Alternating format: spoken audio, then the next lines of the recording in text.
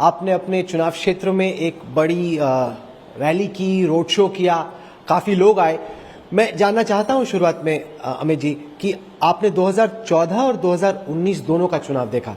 ये जो मोदी जी का तीसरा चुनाव है, अब तक जो आपने 2 चुनाव लड़े और लड़ाए हैं, उसमें और इसमें आप क्या फर्क पाते हैं, कैसे अलग है? देखिए राहुल जी, पहली बार आजादी के बाद देश में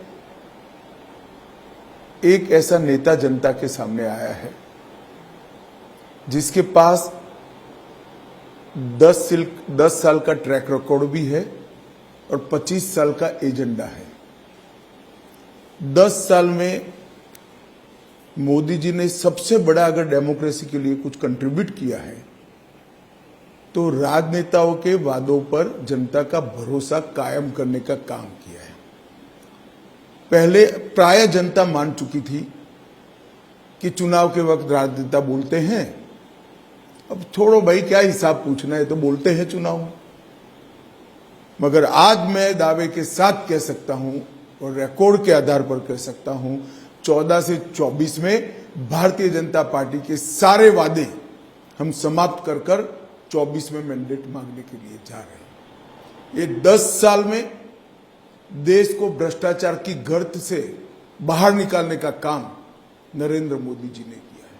30 साल के अस्थिरता के शासन के अंदर जो सरकारें बनी मिली जुली, उस वक्त भ्रष्टाचार का बोलबाला रहा और यूपीए की 10 साल की सरकार ने तो सारी हदें ही पार कर दी।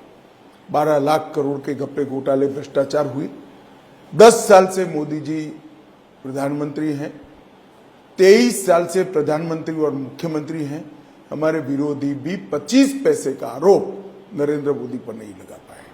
इसके साथ साथ देश के 80 करोड़ गरीबों को पहली बार आत्मविश्वास आया है कि चुनाव में मेरे स्टेक है। पहले इनकी गेस्ट आर्टिस्ट की भूमिका होती थी, इनके स्टेक नहीं होते थे।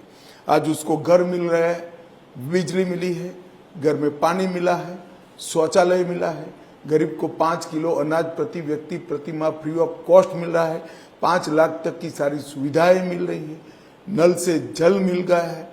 इसके मन में एक आशा का संचार हुआ है कि चुनाव मेरे लिए भी सार्थक प्रक्रिया हो सकती है और पूरी 80 करोड़ गरीबों की एक बहुत बड़ी जाति नरेंद्र मोदी के साथ जुड़ गई। तो इस चुनाव में देश की जनता, मोदी जी ने जो कहा था, जब देश की आजादी के 100 साल होंगे तब ये देश पूर्ण विकसित होगा, आत्मनिर्भर होगा और महान भारत बनकर रहेगा। देश की जनता ये नींव डालने के लिए 2024 के चुनाव में मोदी जी को 14 और 19 से बड़े बहुमत के साथ जिताने के लिए तैयार बैठी है।